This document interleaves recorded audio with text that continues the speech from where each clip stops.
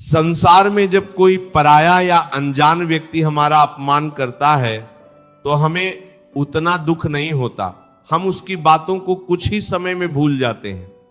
लेकिन जब हमारे अपने, जिन्हें हम जान से ज्यादा प्रेम करते हैं, जिनके लिए हमने अपना पूरा जीवन, अपना अमूल्य समय और अपनी सारी खुशियां न्योछावर कर दी, जब वही लोग हमें नीचा दिखाने लगते हैं तो हृदय के ऐसे टुकड़े होते हैं जिनकी आवाज बाहर नहीं आती, बस आत्मा अंदर ही अंदर खून के आंसू रोती है।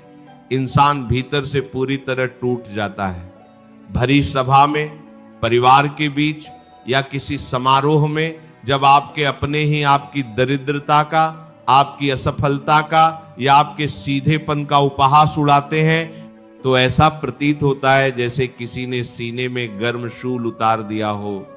हम रातों को सो नहीं पाते, आंखों से आंसुओं की धारा बहती रहती है और हम परमपिता परमात्मा से पूछते हैं कि हे प्रभु, मैंने तो हमेशा इनका भला चाहा, मैंने तो कभी इनका बुरा नहीं सोचा, फिर ये मेरे साथ ऐसा व्यवहार क्यों कर रहे हैं? मेरे प्यारे भक्तों, अज्ञानता के कारण हम इस मायावी संसार के रिश्तों को सत्य मान बैठते हैं। हम भूल जाते हैं कि यह संसार केवल स्वार्थ का बाजार है। यहां लोग आपकी भावनाओं का नहीं बल्कि आपकी हैसियत का सम्मान करते हैं। जब तक आपके पास धन है, पद है, तब तक हर कोई आपका सगा है।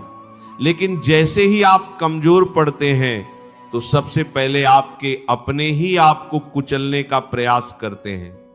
जब आपके जीवन में ऐसा समय आ जाए जब आपके सगे संबंधी, आपके अपने मित्र या परिवार के लोग आपको हर कदम पर नीचा दिखाने लगे तो उनसे लड़ना या रोना बंद कर दीजिए। ऐसे समय में आपको अपने जीवन में केवल 3 काम करने शुरू कर देने हैं और फिर देखिए कैसे आपका जीवन और आपका भाग्य पूरी तरह से बदल जाता है। सबसे पहला कार्य जो आपको तुरंत शुरू कर देना है वह है पूर्ण मौन धारण करना और कोई प्रतिक्रिया न देना। जब कोई अपना आपको ताने मारे, आपकी कमियां निकाले या आपको नीचा दिखाने का प्रयास करे तो आपका अहंकार तुरंत जाग उठता है। आप चाहते हैं कि आप भी उसे पलटकर जवाब दें, उससे बहस करें, उसे उसकी गलतियां याद दिलाएं। लेकिन मेरे प्यारे भक्तों, यही हमारी सबसे बड़ी भूल होती है।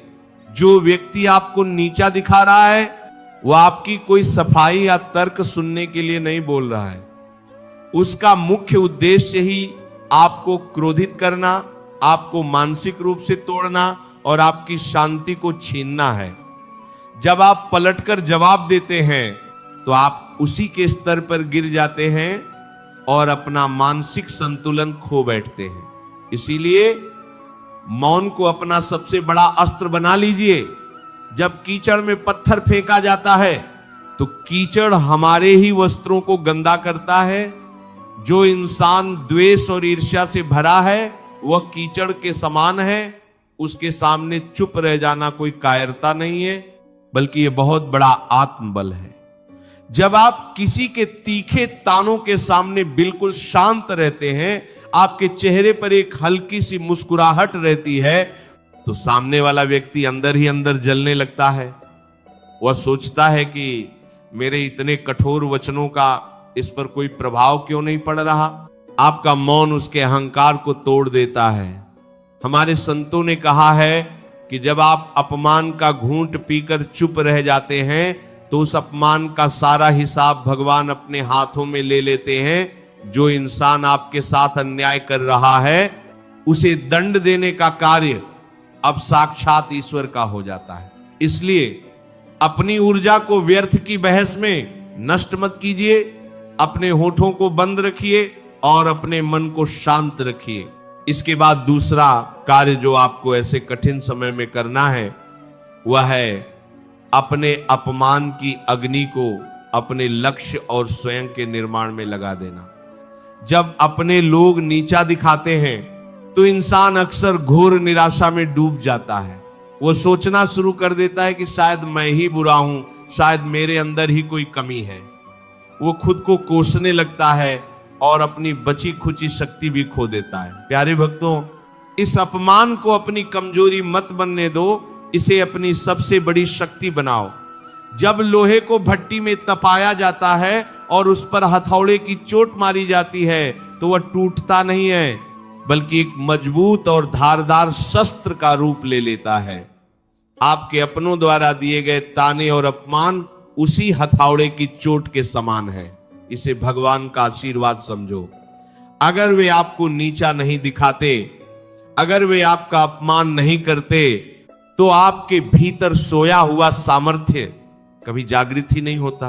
अब आपको किसी से कोई शिकायत नहीं करनी है, बल्कि अपनी सारी शक्ति, अपना सारा ध्यान अपने कर्मों पर केंद्रित कर देना है। भगवत गीता में भगवान श्री कृष्ण कहते हैं कि इंसान का अधिकार केवल उसके कर्म पर है, फलों पर नहीं।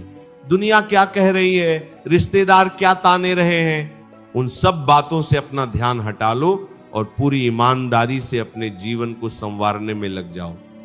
आपको अपने शब्दों से किसी को कुछ साबित नहीं करना है। जब आप चुपचाप मेहनत करेंगे तो एक दिन आपकी सफलता इतना बड़ा शोर मचाएगी कि जो लोग आज आपको देखकर मुंह फेर लेते हैं, वे कल आपके सामने सिर झुकाकर खड़े होंगे। अपना मूल्य खुद पहचानिए। कोई दूसरा इंसान यह तय नहीं कर सकता कि आप क्या हैं और क्या नहीं। आप उस परमपिता परमात्मा के अंश हैं। आपके भीतर असीम शक्तियां छिपी हुई हैं। बस उस शक्ति को व्यर्थ के रोने धोने से निकालकर अपने उत्थान में लगा दीजिए। तीसरी और सबसे महत्वपूर्ण बात जो आपके जीवन की पूरी दिशा बदल देगी, वह है संसार से अपनी उम्मीदें पूरी तरह से हटाकर अपने सांवरिया सरकार, अपने बांके बिहारी के चरणों में सौंप देना। इंसान सबसे ज्यादा तब दुखी होता है जब वह दुनिया से, अपने रिश्तेदारों से या अपने मित्रों से प्रेम और सम्मान की अपेक्षा रखता है। जहां अपेक्षा है वहां दुख निश्चित है। जब आपके अपने आप को नीचा दिखाएं तो एकांत में बैठिए और ठाकुर जी से कहिए कि हे नाथ, तेरा लाख लाख धन्यवाद जो तूने मुझे इन सांसारिक रिश्तों की सच्चाई दिखा दी। अगर ये लोग मेरा अपमान नहीं करते तो मैं हमेशा इन्हीं झूठे रिश्तों में उलझा रहता और तुझे कभी नहीं पहचान पाता। प्रेमानंद जी महाराज हमेशा समझाते हैं कि जब कोई तुम्हारा अपमान करे तो उसे भगवान का दिया हुआ सबसे बड़ा प्रसाद मानो। हमारे शास्त्रों में लिखा है कि जो इंसान बिना किसी कारण के आपका अपमान करता है, वह वास्तव में आपके जन्म जन्मांतर के पापों को अपने सिर पर ले लेता है और बदले में अपने पुण्य आपको दे जाता है। वह निंदक तो आपका सबसे बड़ा हितैषी है जो अपने कर्मों को बिगाड़कर आपके अंतःकरण को शुद्ध कर रहा है। जरा भक्तराज विभीषण जी के जीवन को देखिए। जब उनके अपने ही सगे भाई रावण ने भरी सभा में उन्हें लात मारकर नीचा दिखाया और लंका से निकाल दिया, तो क्या विभीषण जी रोने बैठे? क्या उन्होंने रावण से बदला लेने की योजना बनाई? नहीं, उन्होंने तुरंत उस झूठे रिश्ते का मोह त्याग दिया और सीधे भगवान श्री राम की शरण में चले गए। परिणाम क्या हुआ? रावण का सर्वनाश हो गया और श्री राम ने विभीषण को उसी लंका का राजा बना दिया। ठीक इसी प्रकार जरा बालक ध्रुव के जीवन पर भी दृष्टि डालिए। जब उनकी सौतेली माता ने उन्हें उनके पिता की गोद से खींचकर नीचे गिरा दिया और कहा कि तुम इस गोद में बैठने के योग्य नहीं हो, तो उस छोटे से बालक का हृदय भी टूट गया था। वे अपनी सगी माता के पास रोते हुए गए। तब उनकी माता ने एक बहुत सुंदर बात कही कि बेटा, अगर तुम्हें संसार में सबसे ऊंचा स्थान पाना है तो उस अविनाशी परमपिता परमात्मा की गोद खोजो, जिसका आश्रय कभी कोई नहीं छीन सकता। बालक ध्रुव ने उस अपमान को अपनी कमजोरी नहीं बनाया, बल्कि उसे अपनी सबसे बड़ी भक्ति की शक्ति बना लिया। वे घनघोर जंगल में चले गए और ऐसी कठिन साधना की कि साक्षात नारायण को उनके सामने प्रकट होना पड़ा और उन्हें ध्रुव तारे के रूप में ब्रह्मांड में सबसे अचल और ऊंचा स्थान दे दिया।